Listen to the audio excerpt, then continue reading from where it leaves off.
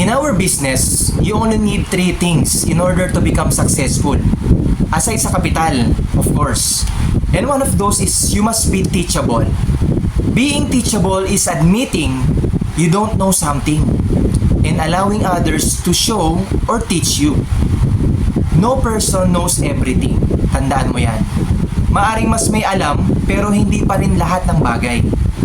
Tuwing may isang bagay ka na aaralin, bago man yan sa'yo o hindi, dapat ay isinasantabi mo muna ang kaalaman mo para mas bukas ang isipan mo sa mga bagong leksyon o ideya. Bakit? Because being teachable is also about being willing to let go of being right. Kung tinuturuan ka pero kinokontra mo sa isip mo, hindi ka matututo. Bagkos ay magugulo lang ang utak mo. Effective leaders are self-aware, willing, and humble enough to learn from others. No matter yung edad nila o anumang posisyon meron sila, baliwala sa kanila yon.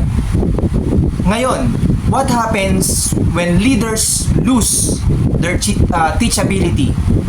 First, they lean on their own strength and understanding. They don't seek guidance from anyone and almost out of touch. Second, they fail to learn from their mistakes. Third, they react instead of lead. Good leaders are proactive, but unteachable people spend almost all of their time reacting. Choose humility. Be teachable. And sigurado ko malayo mararating mo. When was the last time you believe in yourself?